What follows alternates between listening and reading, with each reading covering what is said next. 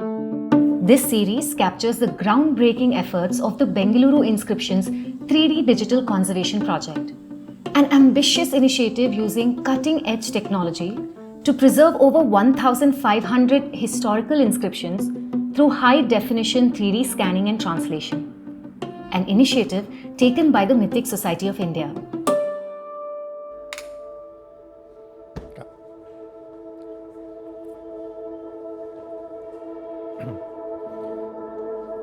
So this is what we call as an inscription stone.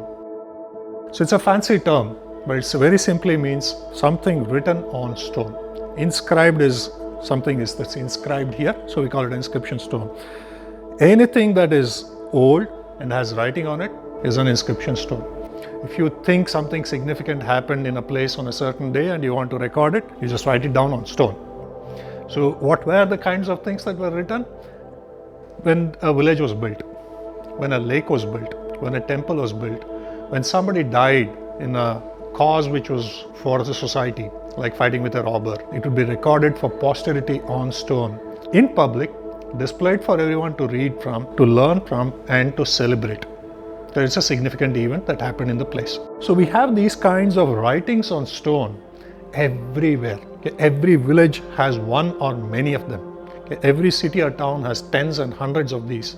Bangalore has about 175 of these dating back from the 8th century. All over India, it's estimated we have upwards of about 5 lakh plus inscription stones, and they're being discovered every day. So the number is very dynamic and fluid. Some inscription stones are very well known. For example, a lot of people would have heard of the Girnar Ashokan inscription, which is high up on a boulder. The most well-known inscription is probably the Ashokan inscription at Sarnath, which is on a pillar, and that emblem of the 4 lions is on our currency notes. It's everywhere over there. So what are the kind of people who use these inscription stones? So here's an example of what is a Mahasati stone. Okay, a lady chose to follow her husband when he died, and that's what's a Mahasati stone. So there is writing here, and there's a pictorial, symbolic representation of that. You see a raised hand. All that means is that she's blessing the people on her final way journey out. Here's another example of a Huli Bete or a tiger hunt stone. So encounter with a tiger is a mind-boggling encounter. It's not something that happens every day. A tiger ventures into a village, turns man-eater, and is destroying cattle and people and everything. This man chose to go hunt the tiger down. In the process, he killed the tiger and also died. So it's a martyr's death. That was commemorated with this tiger hunt stone. This is essentially a memorial stone put up for 2 warriors who died in battle. Okay, so this is also very special because we also have the name Bengaluru written in this here. It was the battle of Bengaluru. So we have another totally different example here of a donation inscription for a temple. Okay, somebody donated lands to a temple for its operations, and that's what's written here. So here you'll see the Sudarshan Chakra. Because it was a Vishnu temple, you see the Sudarshan Chakra and a cow and all of that depicted as well. Here's another example of self-sacrifice stone.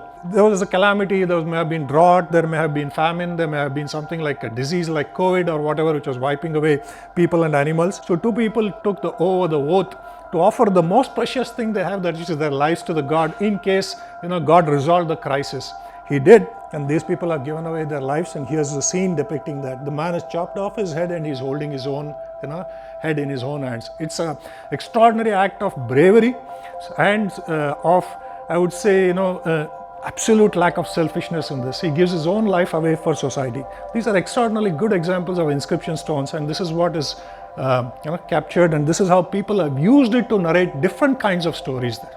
Now, if I want to see the city develop from a traffic gridlock city to a smooth flowing city with the life is a little bit more slower paced, with no power issues, no water issues, nothing of that sort at all, I think we have to learn from the past and feel that sense of belonging will come only when we know our past. So in that sense, I believe I'm shaping the future now when I'm telling the history of Bangalore region to anyone. So that's how I view my work, not so much as deciphering the past, but influencing the future. This in a snapshot is essentially what we do here. So this shows you, all the inscriptions of Bangalore, and we use some interesting ways to depict how that information means something to the city.